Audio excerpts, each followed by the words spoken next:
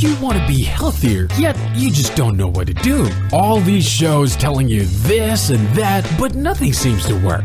Well, listen close. Golden State Media Concepts has got something great for you. The Health and Wellness Podcast dedicated to workout trends, healthy eating habits, diet, and everything about healthy living. Join us in our banters as we help you not just live life to the fullest, but live it to the healthiest.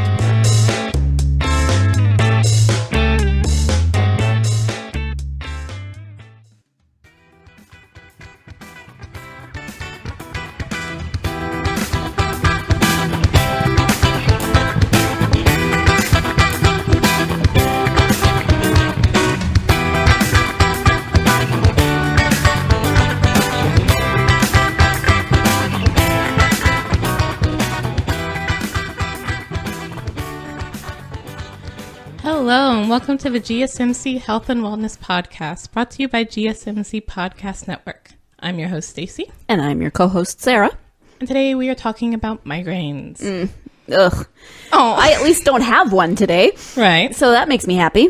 Yes. I generally don't get migraines, fortunately. I didn't.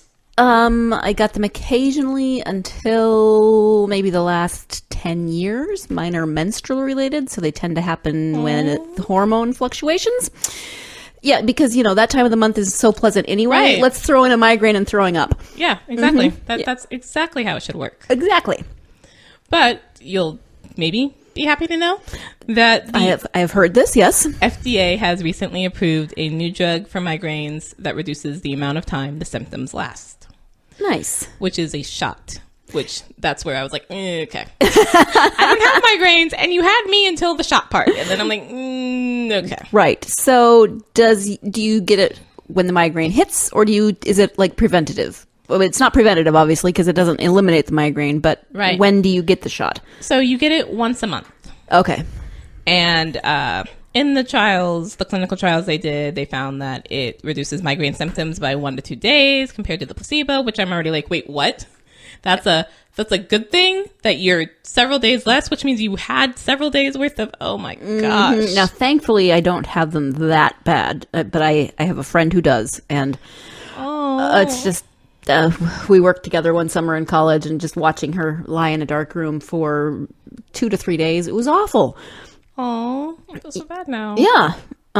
So I don't know that I'm at the level where I need the injection, but for someone like her, I think reducing them by any amount would be helpful.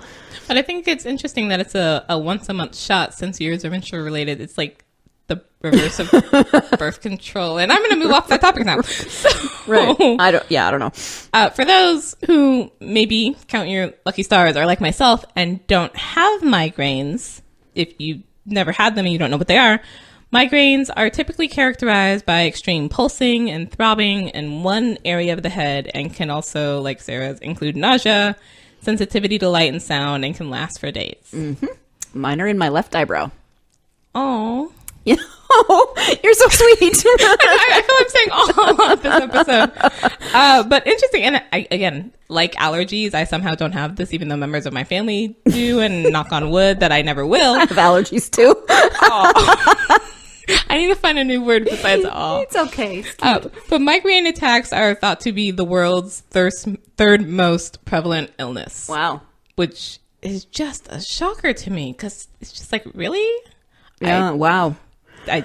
I knew people got them, but I didn't think that many people got them. Mm-hmm. That's a lot of people.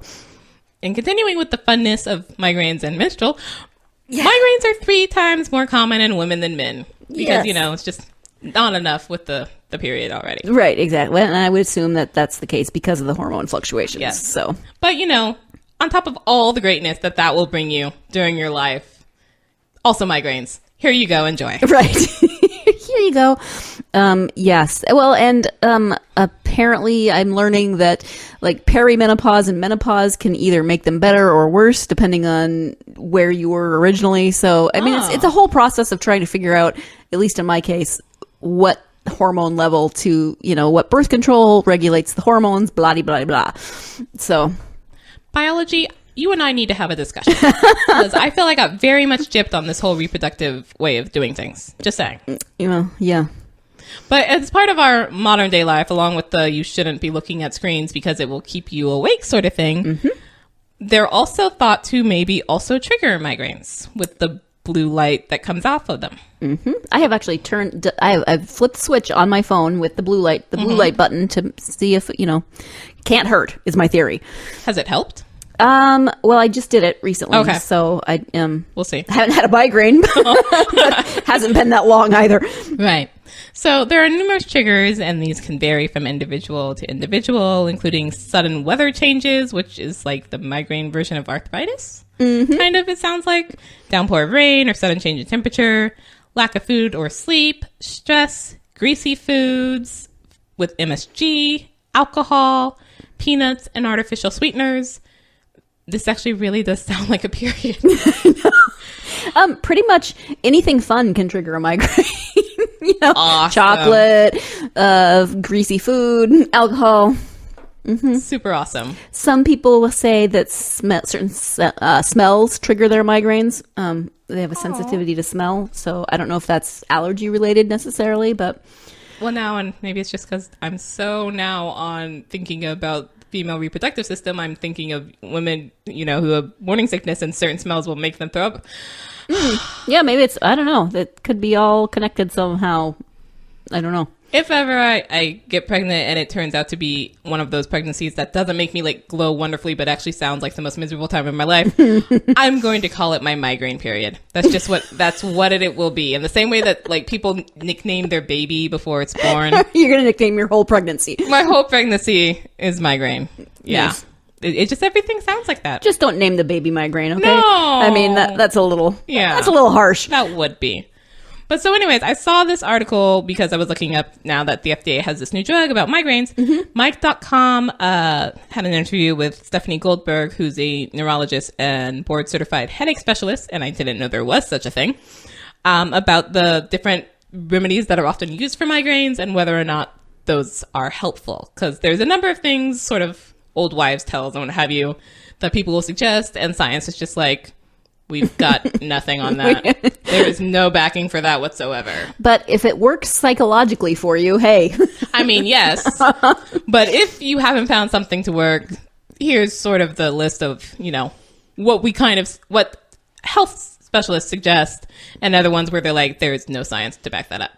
Or some of them actually could be hurtful even. So like you said, you mentioned birth control. Birth control can help for women. Or not. I mean, it can help, may not help. I would assume that it would have to do with what triggers your migraines, maybe. Right. I mean, everybody's going to be different, so. This feels like on a previous episode when we were talking about biohacking, and that you just sort of have to guess and check. You have to biohack, migraine hack, my hack. My hack. Sounds like an app. Right, or a knockoff of a iPod. My pod. The one you buy from the shady person on the corner, along with that fake Rolex. Yeah, Yep. the My Pod. Yep. My hacking. Caffeine in moderation can maybe help. But if you're using a lot of it very regularly, it can actually make it worse. So you have to sort of find this balance in between of too much and too little. And interestingly, certain over-the-counter medications like Tylenol and Excedrin contain caffeine. Yes. So, and often migraine, like Tylenol migraine, or one of those that specifically headache targets migraines, they often, maybe always, I'm not sure, have caffeine. I totally did not know that. Yeah, but it's again, this isn't the period episode, but we keep going back to that. But things that are for PMS usually have caffeine in them too. Oh, do they? Yep. See, I never take anything for PMS. I'll only take like ibuprofen when I have cramps, but never actually like PMS symptoms beyond that. So I don't know. Now I'm wondering, like, if I have a headache and I'm tired, I could take like a Tylenol for migraine. Probably. I don't know. I'm not going to recommend that, but I'm interested to see how that might work with my hacking. Ice packs, very classic remedy. Yep. May provide a short-term relief, but that's at least something. And we don't think there's really any sort of downside for that. Yeah, that probably wouldn't hurt you. No, if you did it. since this is, all about me and what I do, It really is Sarah's episode today. the worst migraine I've had in recent memory, I was on the floor with my head on one ice pack. So my forehead was on one ice pack. The other ice pack was on the back of my neck. And the only position that I could be comfortable in and not throw up was child's pose from yoga. Uh-huh. So your knees are drawn up. Wow. My hip flexors were really, really stretched out, but it wasn't comfortable for long periods of time. I feel you now need to, find some way to jerry-rig MacGyver a head, back of neck ice pack holder thingy. Maybe. I'm sure someone has probably already jerry-rigged that. But and maybe I can can find it figure on the it internet. out and patent it. They might have patented it already. They probably already did. But... Go look at the patent office and see if that's the case. And if not, jump on that. Okay. And while she does that, we're going to take a short break. Stay tuned.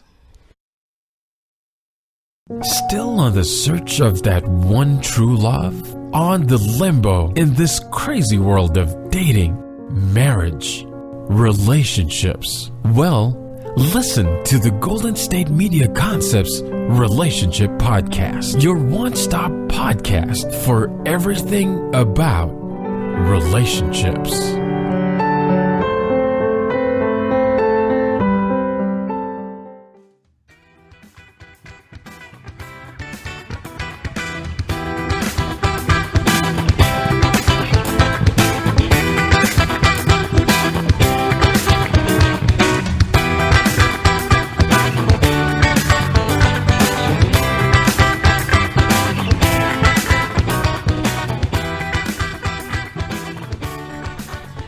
Welcome back to the GSMC Health and Wellness Podcast, where today we are talking about migraines and possible things that may or may not relieve them.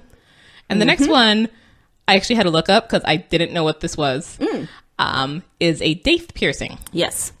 So for those of you who don't know, a daith piercing is a piercing on the sort of inner skin of your ear. So if you take your finger along the outside of your ear and take it up and follow it as it curls back in, that part where it curls back in right above the hole where you can actually hear through, that is where a daith piercing would go.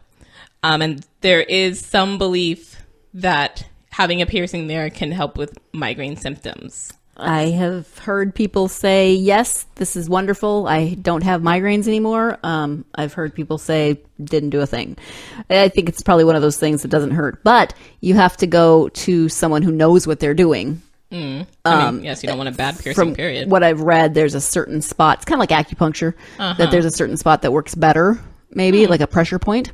Right. So you do want to go to, like a tattoo place where they have licensed people who are licensed to pierce, not just like your local mall where they have the plastic gun.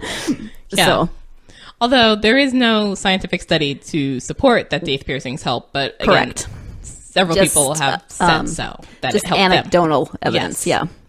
Yeah. So another remedy, green tea for the caffeine.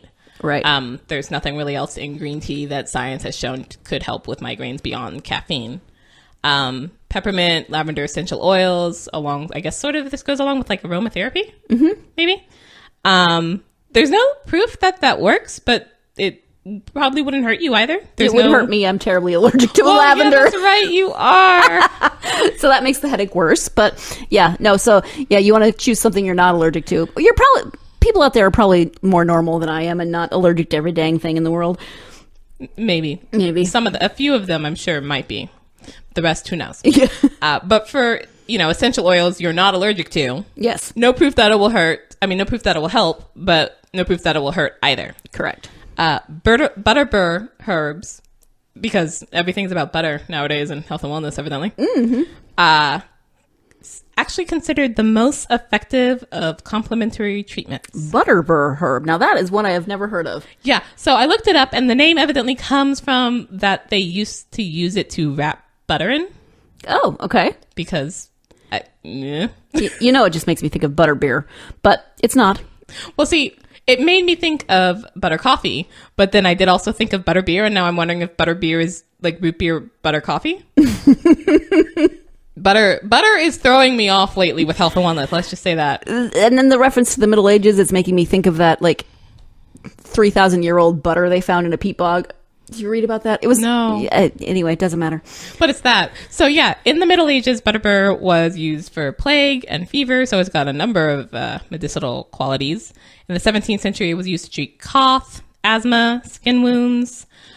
More recently, it's been used for urinary tract symptoms, so I guess if you're a 2-for-1 on that, stomach upset, headaches, including migraine, allergic rhinitis? Let me Hay look fever. at the Let's word. go with Hay that. fever. Yeah. It's Oh, hay yeah. fever. Whatever that is, it's hay fever and other conditions. It's not regulated by the FDA, so depending on the source for it, the amount of the active part that will help you can vary. Doctors can't control that because it's not regulated. Some studies suggest that higher levels of alkaloids in butterbur could cause liver toxicity. So you just want to be aware of that. But amongst complementary treatments, it is considered the most effective. Did you find it, butterbur? Looking it up. Yep. I've never heard of it. People who know that I have migraines are always sending me things on social media or whatever, hey, try it. That's where I learned about the daith piercings and things. The one thing that I have seen that works for some people is the ice on the back of the neck plus your hands and feet in warm water. Some people swear by that, or if you want to make it easier than trying to submerge your hands and feet, I guess I've taken an ice pack for the back of my neck into a warm bath. Huh. It's an interesting sensation. I'm just now thinking of the way that you get like little children to pee. Which evidently, I totally don't remember this, but evidently my mother used to do this when we were young and it was bedtime. If we had fallen asleep before bedtime, before putting us in the bed, she'd take us to the bathroom and put our hand in the sink and run. Well, I don't remember this at all. Wow. But evidently, yeah. It didn't leave any psychological remnants. You don't Nope. have to pee at random moments when somebody runs water. No. Yeah. I am somewhat more normal than you are. That's good. I'll claim that as my victory. Along with butterbur, feverfew herb is also a remedy that's been suggested.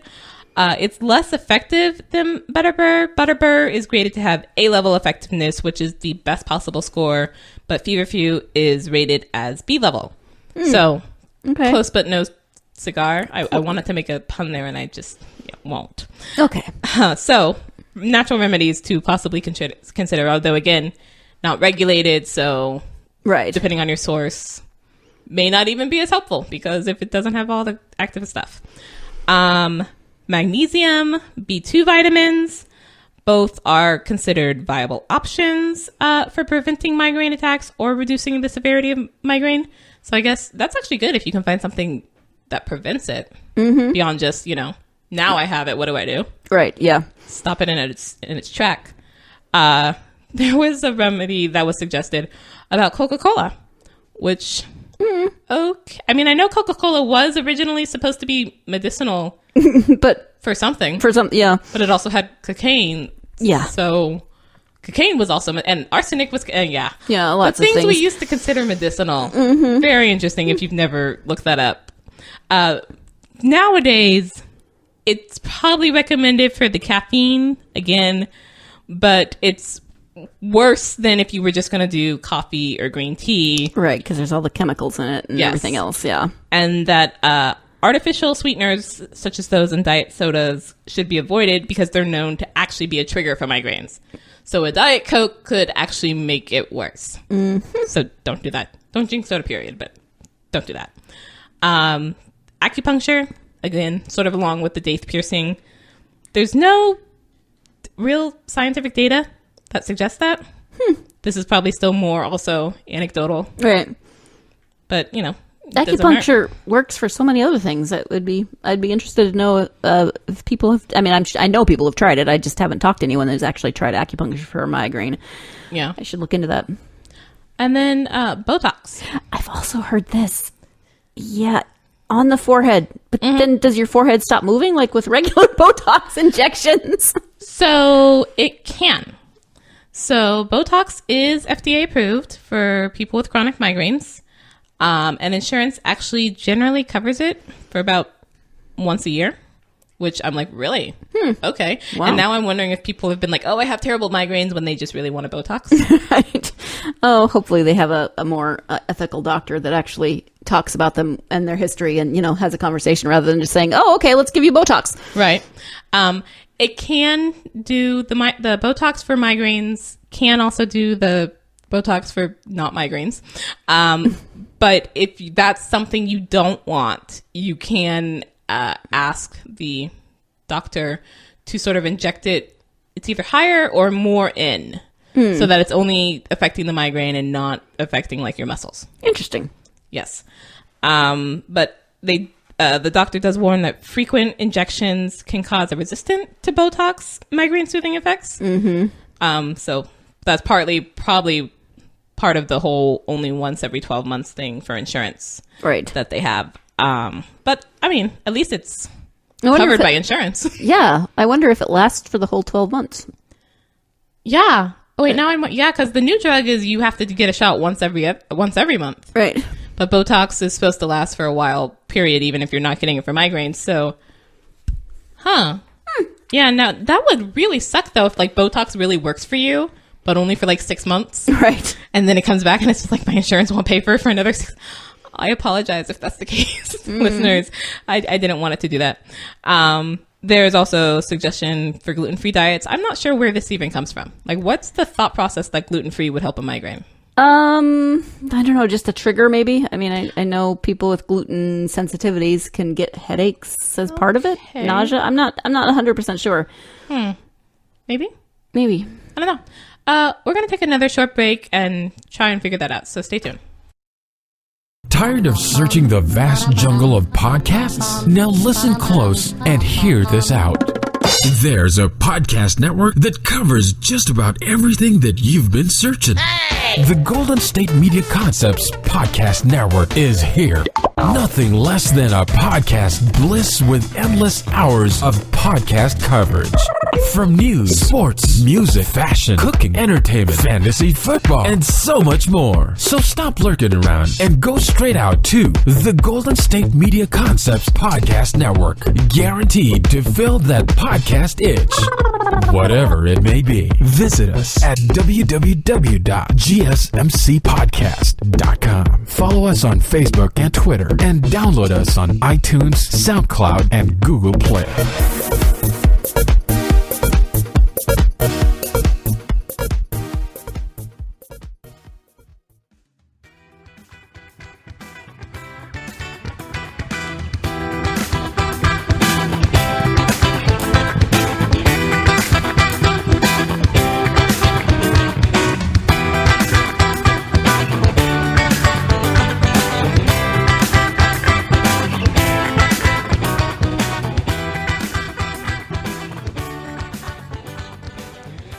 Welcome back to the GSMC Health and Wellness Podcast. Still didn't figure out gluten-free. I apologize. All gluten migraine sufferers. Now I'm wondering if there's a thing like gluten migraines. Sounds like science fiction. Gluten migraines. Yeah, because my next thought was gluten migraines automatically leads to Sharknado. I don't know why. Wow. It's just that was a total non sequitur. It's just that level of let's just put two words together that's we use in bad terms, gluten and migraine and sharks and tornadoes. And now I'm thinking of gluten sharks and migraine tornadoes. Oh, yeah. You know, like a shark with celiacs would be really grumpy. Grumpier. I mean, I don't think sharks probably eat a lot of gluten being carnivores. Right. Oh, man. Yeah. Off on a totally different tangent there. I apologize. So other potential migraine reliefs that have been mentioned, detox bath with apple cider vinegar, essential oils, or baking soda. Sarah's immediately like, no. Well, see, I'm just picturing, like, if it's, like, with essential oils, you would just pour a little essential oil in your bath, I would assume. I'm just picturing, like, taking a bath in apple cider vinegar, and I just want to go with no. Why would you assume only a little of essential oil, but all the apple cider vinegar? Because it was first, and so I was thinking apple cider vinegar before I moved on in my reading process when I first read the sentence. Right. I had, yeah. But I mean, even if you diluted apple cider vinegar, I don't think I'd want to take a bath in it. I don't want to smell like that, yeah. Exactly. Yeah, like, I've seen it mentioned for a lot of different things for like natural hair products, and I totally have tried in various different. I'll get on phases where I'm like, I'm gonna make my own like natural beauty stuff, and then like it's just too difficult, and like I'm gonna go buy shampoo. But when I'm on those phases where I'm trying that, apple cider vinegar comes up a lot, and I'm like, but it smells like vinegar. I hate vinegar. I actually really hate vinegar just in general for like anything. Wow. So, yeah. But now I'm picturing someone doing apple cider vinegar and essential oils to sort of like to counteract the vinegary. You definitely have to find the right combination there. Vinegary-ness. See, over the break, I said combining the apple cider vinegar with the baking soda and having a science experiment bath. Yes. Which probably not the thing you want to do with a migraine, but maybe when you don't have a migraine, you could do that with your kids. I don't know. Maybe it would actually really help with the migraine. It would fizz it away. And listeners, if you do an apple cider and baking soda bath, let us know. Take pictures. Although, unlike Sarah, I will recommend that you dilute apple cider vinegar and not just bathe totally in apple cider vinegar. Yeah. That would be my recommendation. But if you do with the baking soda, please let us know. And also, put the pictures. And just add in the essential oils just because. Just for giggles. Just because I say so. And also to get rid of the terrible smell of apple cider vinegar. Yes. This was not meant to be on apple cider vinegar, but just... although, other vinegar... I don't know, maybe it's because I use apple cider vinegar more. I hate regular vinegar more. Because I'm more used to apple cider vinegar. I don't know. Stupid vinegars. Anyways, more food stuff. Recommendations: cayenne pepper or ginger. The cayenne pepper one kind of makes sense because peppers and something about health and pepper and spiciness, right? I don't know about that one. I just don't particularly care for cayenne pepper, so right. I mean, I don't like spicy things, period. But for some odd reason, I feel like there's something I've heard about spiciness and headaches or something. Interesting. Like you can't sweat out a headache. I'm pretty sure it makes as much sense as anything else. Sweat out a headache. But either way, there's no real scientific... There's not even data for it. Like, it's not just science doesn't support this. Those just somehow have not been studied specifically for migraine users. So, we really don't know. But, people swear by ginger for lots of things. So, I don't know. That's anecdotal. And I also hate ginger. Yeah, well, I mean, it's not my favorite, but I don't hate it. Just this has somehow become from Sarah's weird to Staci hate thing this episode, which could go on for a long time because I am super, super picky. So it would be a shorter time to list the things I do like. I was just going to say, I think we would have to go that route. We would. And then acupressure or acupressure on the hands or anywhere, similar to acupuncture. So nothing really supports that scientifically. Right. But there are pressure points that seem to help a little bit. Like in my case, there are a few places that if it helps a tiny little bit, like just for that momentary relief, but doesn't like magically cure it. Like acupuncture makes more sense to me than acupuncture just because I don't fully understand acupuncture. But like acupressure with pressure points, I can get, but it's like acupuncture. It's like that is a needle.